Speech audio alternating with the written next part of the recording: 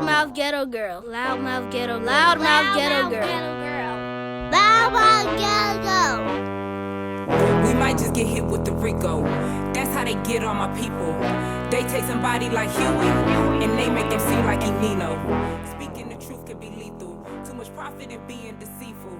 Said he was selling the cure, so they gave his ass the placebo. Look what they did to Baraka. They still got a price on the Sada. And I still got bros whose only goals is copping a 9-6 Impala. I'm trying to spend with my folks, trying to make sure none of us go broke. Like I'm at the line and it's overtime.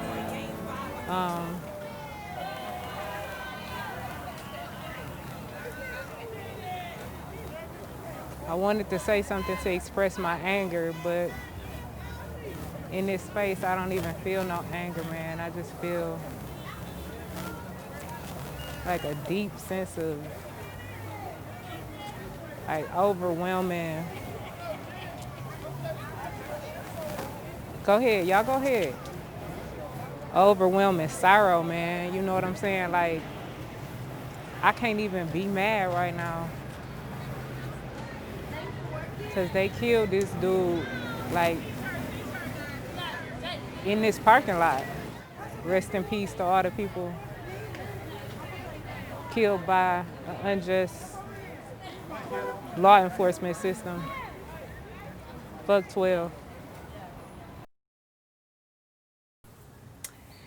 Hey y'all, welcome to another episode of the Loudmouth Ghetto Girl podcast.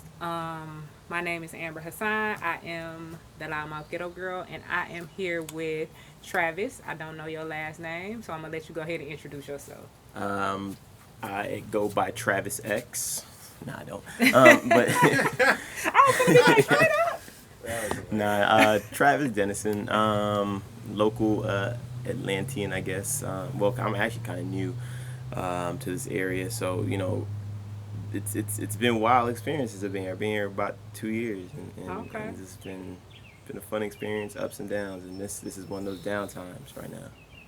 All right, so earlier today, I went by the Wendy's that Rayshard Brooks was murdered at after falling asleep in the drive-through line, and I just went to kind of see, you know, just to see. I just went to kind of pay my respects and just, you know, I'm here. It's 4 miles away.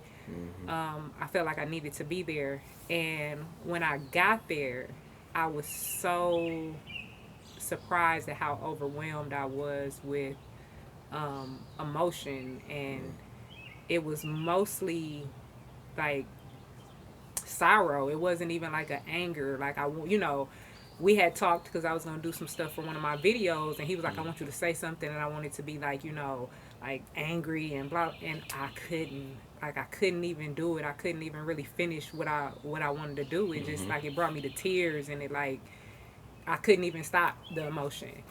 And you know, and then we got back, and you had said that you went as well, and that the experience was heavy for you too. So can you kind of give me some of how it was for you? Yeah, so it's crazy how I got there. This morning, my frat brother and I, we were volunteering, giving out some food in the community, and we just happened to kind of be in that area.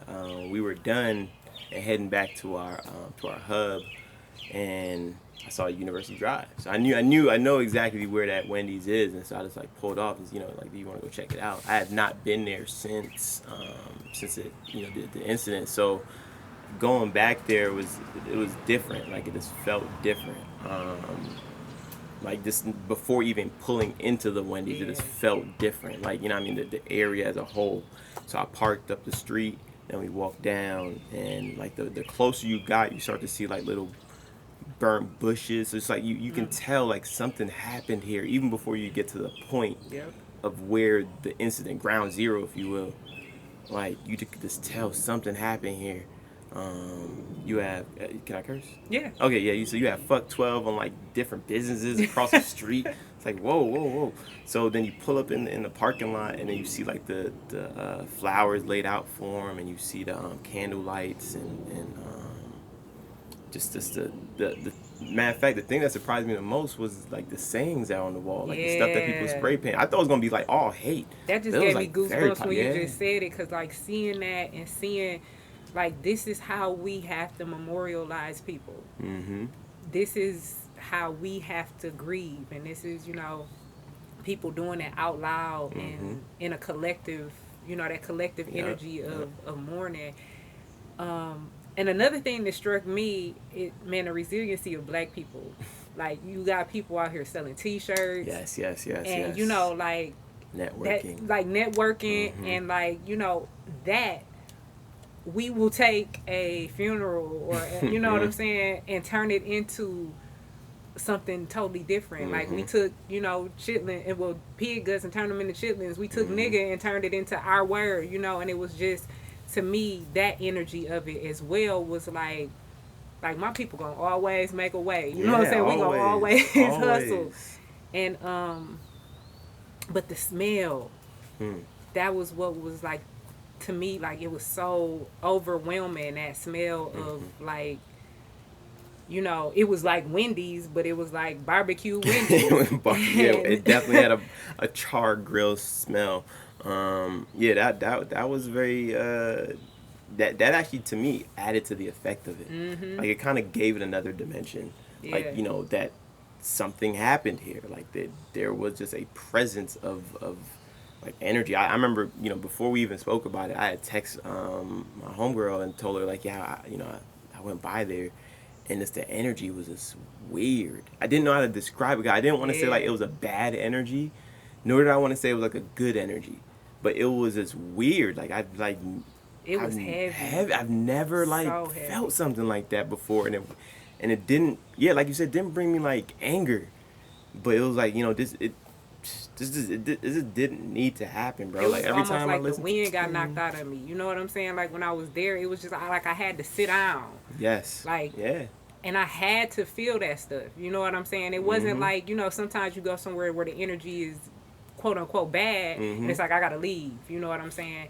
It was like I had to sit with it. Like it was I quiet. had to. Man, when we was there, it wasn't quiet. It wasn't quiet? Man, they was making noise. Okay, yeah. So you went earlier. Yeah, I went earlier. It was quiet. There were people parked up there. There were a lot of people there for sure, but it was quiet, man. Like, you know, you had somebody playing music, and that was pretty much all you heard. Like, was that music, and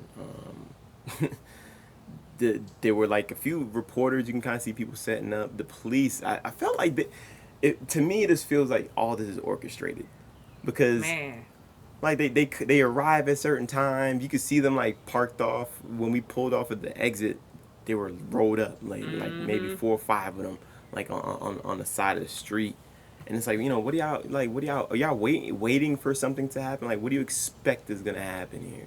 And it's almost like you would think with everything that's going on throughout the country, police departments will be like, hey, let's kind of chill. You know what I'm saying? Let's not shoot no niggas today. We don't need we don't let's need not them tase around. Anybody. Let's not beat anybody with a baton. If they not trying to, you know, kill you, let's not kill them. Let's, you know, let's try to. And it's not. It's like black people being found hung right now in crazy numbers all over.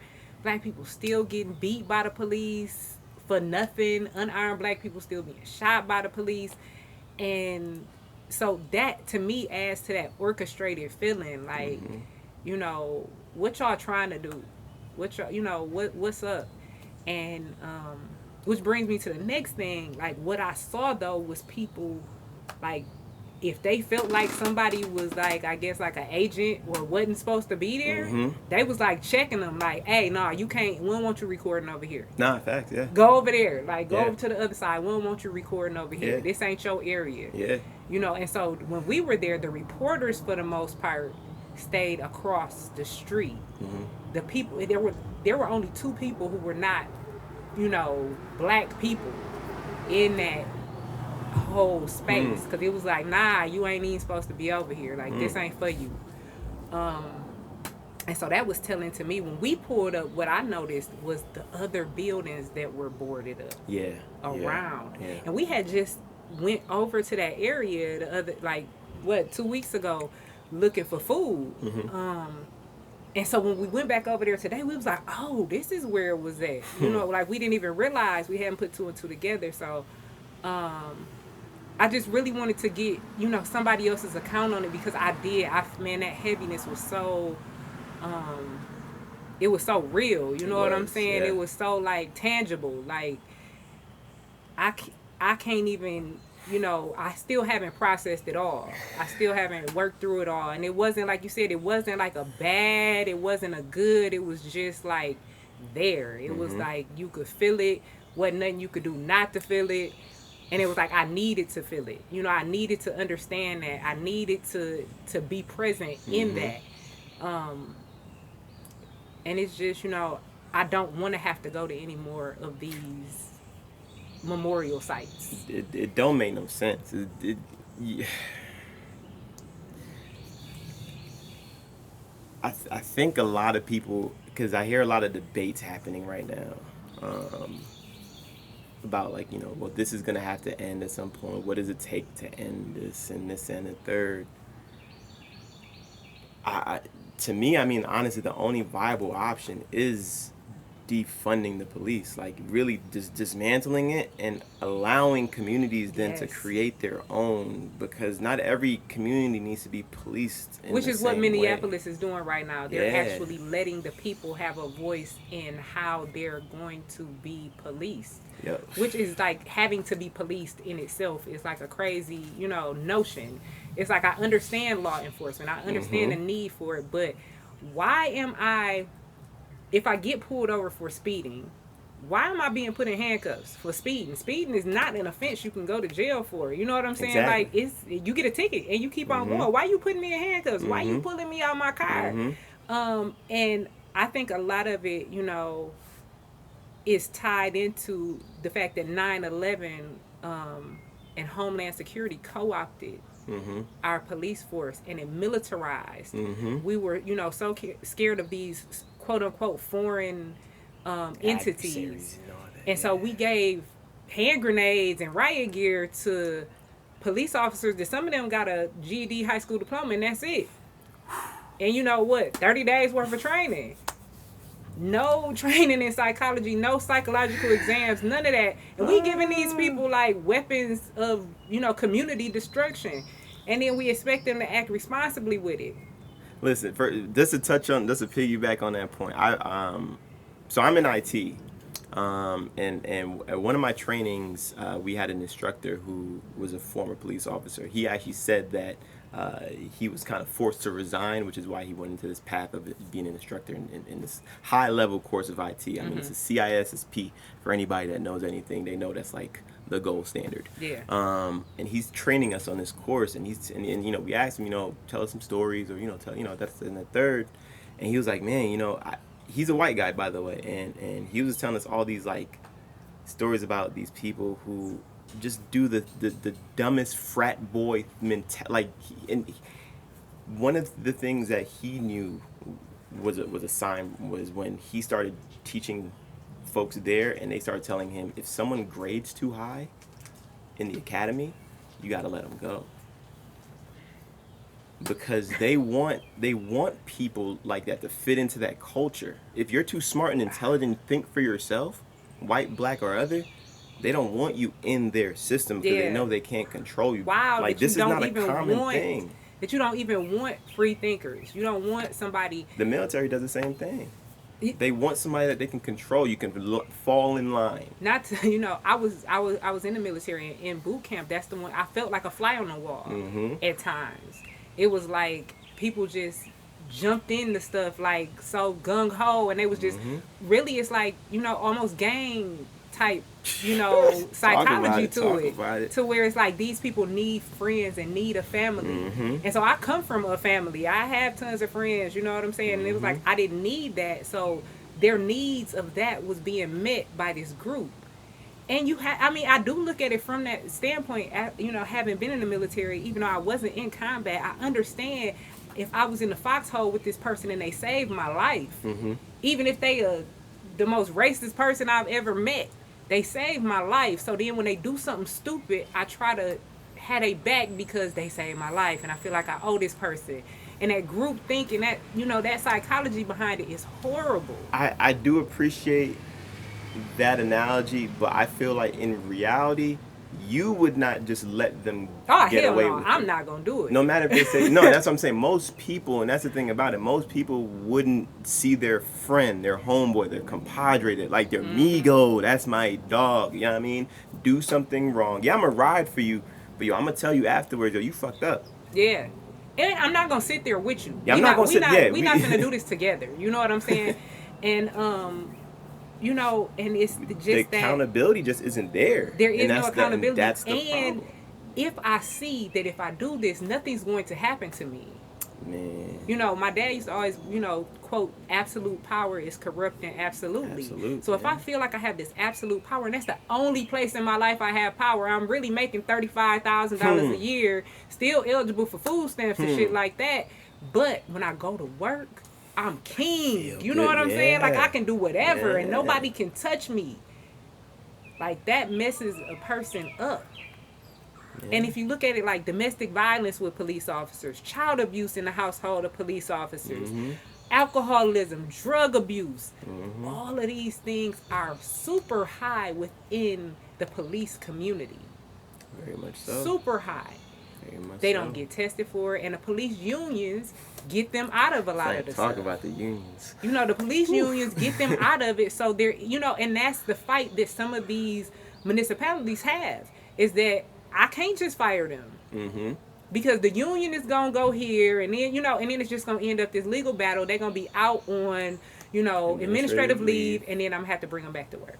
Or they can just go to another force, because this police department in South Dakota does not communicate with the police department in Seattle or what have you. He told us all that. He told us about the whole situation behind ticketing. Like, so their base salary is around $32,000 to $35,000. But they can take home up to 60 because of like overtime, even up to 100 depending on where you are. So for them, overtime is ticketing you and having to do paperwork. Overtime for them is making sure that, hey, I gotta transport this you know, person somewhere. I gotta do, you know what I mean? I'm taking my time with this. They'll find stuff to do. That if that means harassing, or I gotta watch, I gotta surveil this community. One thing that I noticed that was different when I lived in Puerto Rico about the police, just, you know, and I'm not in any way saying the police in Puerto Rico are perfect, whatever. They ride around with their lights on at all times. The blue light? Yeah. At all times they have lights on. So I don't have to guess. The police, I never saw them hiding, trying to catch anybody. You know what I'm saying? Like, never. And that was what was so striking to me, because you will see police on the highway in some of the most, you know, covert crevices, and you like, how did he even get up there, and how is he gonna get from up there to come get a car? Black on black writing, so that means you have to get close enough to see that it says police. Or at night, they on the you know, on the side by the median. Aren't you supposed to protect and serve? Man. Protect and serve. How am I feeling protected when you're hiding out? They How do I be feel in danger protected? because they in my way, and you ride up on them, and they right on the side. It's such a hypocritical system. It's just it again, demolish, just destroy it, rebuild it. And you know that, I know that scares a lot of people. I know that scares a lot of people to hear defund the police. And my thing is, like, defunding does not mean there's no money for police. Y'all okay with them defunding education? Y'all okay with them defunding healthcare? All day, every day. Yeah. But you like, we got choppers riding around. You know how much a chopper costs? $88 a minute. $88 a minute for you to surveil streets. People don't realize. I've worked in the military as well, so I understand. Like, the cost to fly over a city is expensive as fuck. Like, the manpower, everything, to having someone in the tower. Listen, if y'all listen, $88 a minute is where your money is going when these helicopters flying around y'all neighborhoods. And that's not even maintenance on the chopper. That's not. You know what I'm saying? And so, like, the cost of things could be going to something better. How about that cost for that helicopter goes to mental health screening for people trying to become police officers, or social work training? Because as a social worker, like, social workers go into houses with a pen and a pad. There it is. You go into houses where you have people who are, you know, have mental illnesses, They have substance abuse issues. They have anger issues. And you go into these houses and you're expected to de-escalate situations. You're expected to take people's children, you know, and with nothing. And so they had the knowledge. Yeah, that's what they had. The skills and the knowledge, you have which empathetic police officers don't have. Listening, you have, okay, I can step away from this and come back. Police officers don't have that. They're here to solve a problem and whatever they deem the problem being. And you know, and some of the things like speeding, like, you know, things of that nature, like why are people getting killed because I was speeding? Why am I getting killed for supposedly using a counterfeit bill?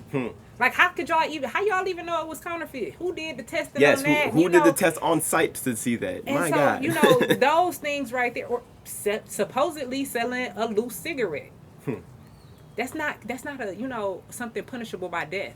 It's not even something I'm sure you can be arrested for. I'm not sure about the legalities of you even being arrested for that. Ticketed and keep on pushing. At the very most. Since we so ruled, everybody say we ruled by the money and we ruled by, you know, being a capitalistic system. That's not true with the police force. Because if that was the case, ticket people, make them pay a fine, keep on moving. Oh, that's a whole nother system. That circus, the court system. It's just, you know, it's all about money. That's totally different. That's where that quota comes in at, because they need to make a certain amount of money. They know how to bring it in. It's calculated. There's algorithms based around how many people you need to pull over per day to get them just into like the jail with the system. prison systems, You know, it's an industrial complex. It definitely is. It's a slave system. You know, they purposely left that in the Constitution that you can be enslaved if you are in prison. Why would you leave a slavery option? You know what I'm saying? Like, why would you leave a slave? I'm going to just leave slavery right here just in case. Just in case. It's systematic, and I appreciate your time because, and if you have anything that you want to I did want to say one more thing. There's a little town, I call it a little town. It's a little city in New York, in the Bronx, called Co-op City. If anyone's familiar with it, you can look it up. It was started by it was a Jewish community, essentially. You know what I mean? Started by Jews and like funded everything. They had their own power source. I remember when the power went out, I think it was like 97, I was a kid. Everywhere else except for Co-op City. They have their own police force. They have their own fire department. Wow. Yeah. They recently moved out of that area. And now it's being like a regular open apartment complex, but it used to be like literally you had to get. You gotta know somebody. Yeah, you gotta know somebody to get in there. But you know, just because the times have changed, you know, what I mean, they've moved on. But like the blueprint is out there. That's what I'm saying. But that's what we really, you know, need to look into. Everybody wants to fix a system that's not made for us to thrive in, instead of saying, how do we create a system outside of their system? Yeah. Like, how do we say, okay, you know, that's your system, cool. We over here. This is our land. This is what we're gonna do here. Listen, I went to the Million Man March, and this was my first time seeing is it Nation of Islam, right? So I saw this was afterwards. Everybody was dispersing. Everybody was getting, you know, kind of breaking up, and we were going our own way. And we were blocking the road, but the road was closed, by the way. But apparently we were blocking, so the police was trying to like clear us out. And I saw these brothers, I mean, these militant brothers, man, they walked up and told the police, "Sir, we will govern our own people." And they turned around, and like four or five of them just turned around and said, "Make a path." And everybody just moved. And we can do that. You know what I'm saying? Like, you respect that level of authority because it's respect. It's respect. It's not fair. You know, you're not being treated like an animal. You being respected. And it's like, hey, let them through. Y'all, let us police our own, man. Let us govern ourselves. We can do it. We've done it before. And, you know, the excessive force, especially when used against Black, Indigenous, and people of color, is outrageous. And it's got to stop. And I appreciate you for giving me some insight into your experience. Because I didn't want it to just seem, you know, because it could have just been me being emotional. Yeah. But no, I'm so glad and I thank you. And plus, you're in IT. You know, a lot of people that think of someone in IT, and I'm glad you mentioned that, they don't think of someone who looks like you. You know what I'm saying? Like, Yeah, I've always broke them all. they're thinking of something else, but that is the reality, is that we are everywhere. We are in every facet of every business, on every level. Many times we are the innovators in that business. Thanks. So I appreciate you. Thank you so much. Absolutely. And if it's anything you want to add? That's it. All right, cool. Well, y'all, once again, Loudmouth Ghetto Girl. Hey. Loudmouth Ghetto Girl. Loudmouth Ghetto. Loudmouth Ghetto Girl. Loudmouth Ghetto. We might just get hit with the Rico. That's how they get on my people. They take somebody like Huey and they make him seem like he Nino. Speaking the truth could be lethal. Too much profit in being deceitful. Said he was selling the cure, so they gave his ass the placebo. Look what they did to Baraka. They still got a price on the SADA.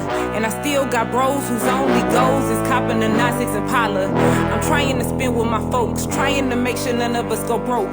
Like I'm at the line and it's overtime. During game 5 I can't choke. Inhaling Gorilla Glue smoke. Killer bars like Murder She Wrote. Call me Jessica Fletcher, Ladena La Heifer, as long as you don't call me broke. Understand that I am no joke. Put money on all of my quotes. If it's sink or swim, I'ma get it in. And if all else fails, I can float. I'm